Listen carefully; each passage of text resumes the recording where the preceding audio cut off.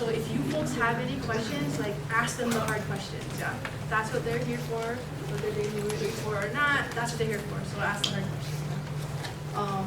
So our first speaker today is going to be Kale Hannes. He is a digital archivist. And has been working with Papakilo database for a long time. Some of our other guests include Pula Malima. She is the research manager, and if any of you visited like the Molokai Education Center, she also used to work there, so she may look familiar to some of you. And then our third guest today is Zachary Smith. And he is a GIS specialist and works with the Kīpuka database, which is super cool. So without any further ado, Smith. Hello, my kako. Hello. Everybody doing well? Everybody good? Ready to fall asleep a little bit after some lunch? No? Okay, right on. As I was so kindly introduced, my name is Kale Hannes, and I work at the Office of Foreign Affairs on Oahu. And my specific kuleana is dealing with the Papakilo database. And just so I can get a gauge of how to tailor the presentation, how many of you are familiar with the Papakilo database? 4 people. I think Oh yeah. Okay, that's good. That's good. So we're gonna I'm gonna kind of give you a brief overview of what the Papakilo database is, how to use it, and some of the things that we've been doing that are kind of exciting for the past, I'd say, almost 10 years. So. This presentation and why we're here is brought to you by the Office of Foreign Affairs, and our mission is to work towards the betterment of Native Hawaiians. And part of that is identifying and making available resource and educational applications for people to use, for our Lahui to use. So what is Papakilo? Essentially, it's a database of different databases from our partnering community archives. So what we've done is we've made connections with the Bishop Museum, the State Archives. Tomorrow we have a meeting with Bailey House and Lahaina Restoration Foundation.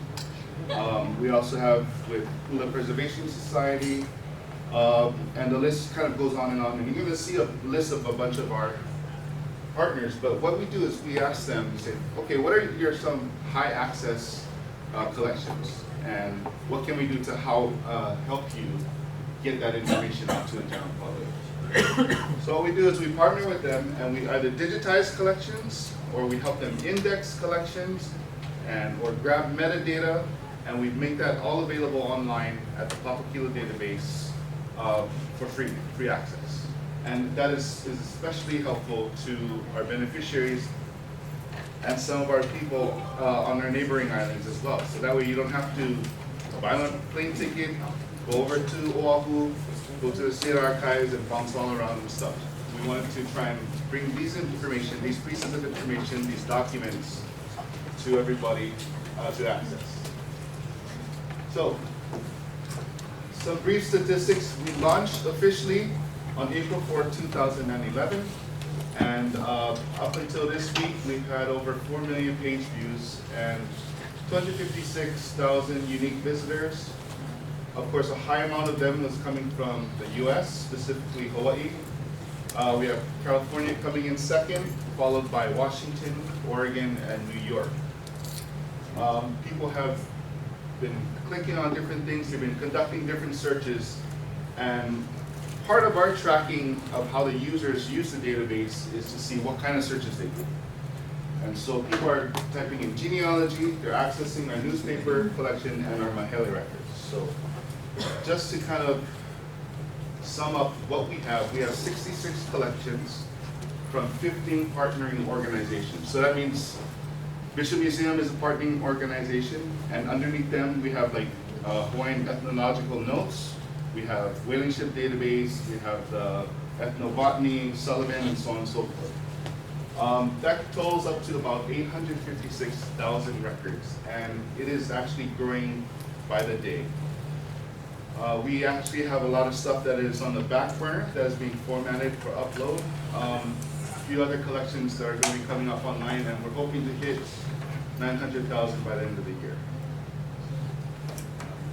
Genealogy, I mentioned, was one of our prime searches, and you can access 32 relative collections for a total of about 608,000 records. People are also accessing the Mahele Aina Index. For those of you not familiar, Mahele took place 1848 to 1853, and it was basically the privatization of land, or the divide when people could claim land and so on and so forth. That resulted in about 70,000 records, and a lot of people access this when they want to find original claimants to land parcels when the land did become private. They also do look for this for genealogies. So this consists of the LCAs, or the Mahele Awards themselves, royal patents, native and foreign testimony, and also the register. So a lot of information there. Next up, we have our newspaper collection.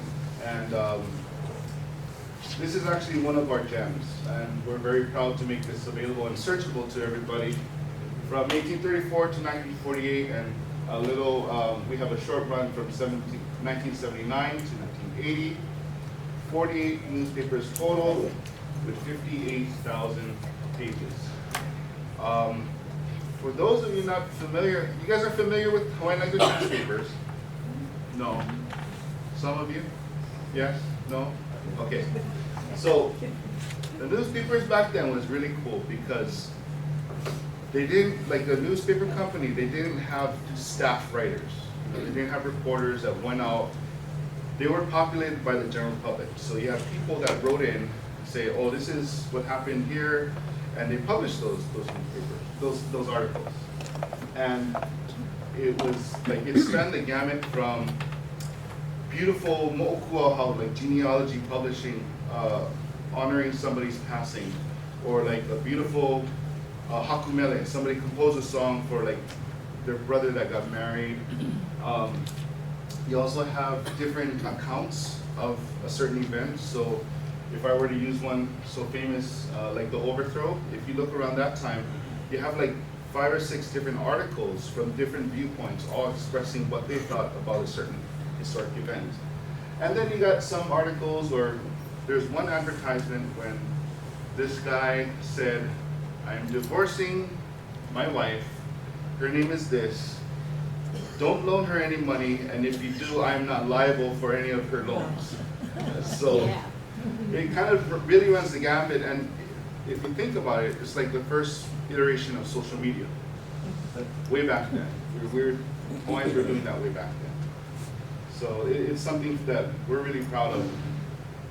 And along with that, because they were preserved, like we have traditions that are passed down orally within our families, you know. So my auntie told me this, and this, but then if you sometimes compare it to the ink, you know, that was written back in 1800s. Sometimes a story can play that game of telephone where it gets a little bit changed here and there, but the ink will always kind of stand the test of time. So that's the importance of the newspapers. This is what our landing page looks like, or our homepage.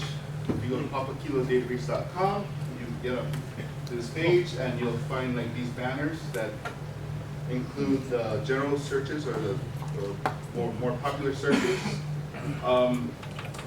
I will say that a database is like a box. So it's only going to find the contents in the box. If it's outside the box, then you're not going to find it. And what that means is, we just did a workshop this morning where people asked, oh, do you have like DHHL records? Do you have all this stuff? Like, no, but we got a lot of great other information.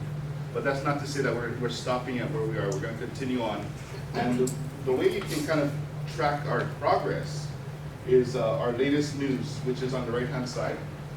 And basically, we announce when each of these collections that we're working on becomes available. So, are any of you familiar with, let me see, OCR or digital imaging? Okay, awesome. So, say this is like a historic document, right? And I want to make this, I need to preserve it. So what I'm going to do first is I'm scanning, front and back, and then I got the JPEG or the TIFF file, right? But how am I going to find, if I do a search, how am I going to find this information that's all written down? So there's a couple ways we do that. We run it through a computer and kind of extract the text. That's called OCR, optical character recognition. Or what we do is we have somebody actually sit down and transcribe word for word, so that when I type in Papakilo fact sheet, boom, this comes up. Without that metadata, without that information, then this digital image is great, but it's just going to sit like a library book on the shelf, not being accessed. So there's a lot of different components that takes place to make some of these documents readily available to whatever search query that you type in. And with that said, we've done a lot within the past 11, 12 years. So we encourage people to, if you're not finding what you were searching for initially, come back and check us, every few months or so, and you'll see the progress that we're making throughout our time. Search by location is one of our more popular searches. What we've done is, you can see on the far left-hand side, we have drop-down boxes that allow you to select island. After that, Moku, which is the largest of divisions of the island. And then Ahupua'a. And I used over here Oahu and Ko'olauloa and Waimea as my example.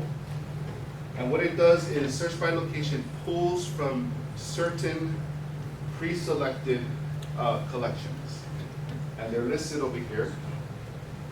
So it's pulling from Mahele Aina, the multimedia reports, uncategorized, and just as a catch-all, if there was nothing in Papakilo, we also run a Google search. So it'll take you over there if you click on that tab.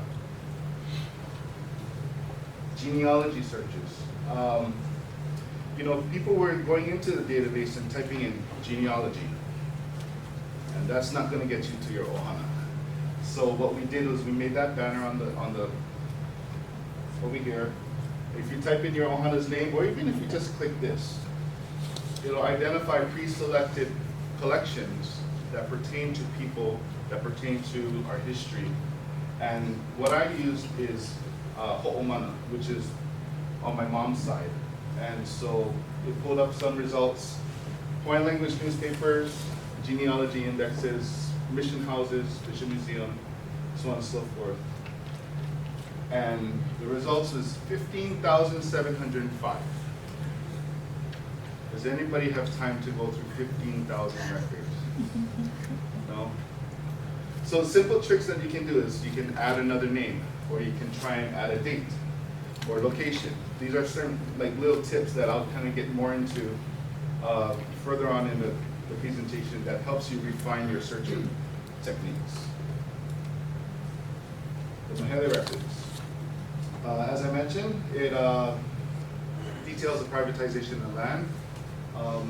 This is what a land commission award looks like. And a wealth of information that, it says the original parcel, shows the original parcel. The testimony is also great because the testimony says, okay, yeah, I'm a neighbor to this guy, he's claiming this parcel as his for himself. It's between a coconut tree and a rock, and then there's a lo'i located on the parcel, and then there's a little, lokoi'a, if you will, but lots of information that is all documented and memorialized. And back to our newspapers. So I use that same search of Waimea. Within our newspapers, I came up with 11,000 records, almost 12,000. And so, once again, nobody has time to go through that. So we try to include little filters on the left-hand side of the screen. You can search individual newspapers. You can select articles or pages. You can even search just advertisements or illustrations or pictures, or you can even kind of slim it down to the decade. These are all things that we try to help pare down searches to be a little bit more exact and get you exactly to what you're looking for. Here's an example of what the newspapers look like. This one, we pulled up this one because Waimea is where Ikua Purdy and Archie Ka'au were from. And they won, I think it was 1903, they went to Wyoming and they won the World Rodeo Championships. You guys know what I'm talking about? Yeah. Was it 1903? Anyways, but this is an example of what the newspapers look like. And remember how I was saying that, okay, you take the image, you pull off all the words. We did that with the newspapers, except we pulled the images from microfilm, and then we ran it through a computer. Now, depending on the quality of the image, it's gonna pull right words or wrong words. And so we also have efforts within Papakilo, or kind of a crowdsourcing, where people can go in and they can help correct the text. And that's like a super, super like valuable thing, because take my case, for example, with using the family name Ho'omana. If there was a publication of, one of my family members' death, and the name is Ho'omana, but the second O looked like more like an A, and it said Ho'omana, I would never even get that. So that's why we really appreciate any help we can get in going in and correcting the text and making that available to everybody. It's just about reconnecting people to the information and our ohana that is already waiting for us. We have a lot of partners that have made this all this information available. 856,000 records coming from 15 partnering organizations, and we have just taken we've tried to take a very ha'a or humble approach in saying that, what do you need help with? So we asked Bishop Museum, what do you need help with? State Archives. Oaiaulu is Dr. Kūpuka and Novemeyer folks. They have helped us tremendously, especially with the Hawaiian language newspapers. State Archives, Mission Homes, Hula Preservation Society, all of these very valuable partners for us. And I think the thing to remember is that we're also doing them a service by helping to disseminate their collections through Papakilo. And that's just one venue. Some of these sites or some of these organizations have their own websites which they manage, but the idea is to have everything kind of in one spot so you can cross-reference and pull this and that from all one space. That's the benefit that we really envision from Papakilo. Any questions? No? Awesome. I'm not that good. Yeah. No. Question? Sure. So what is Papakilo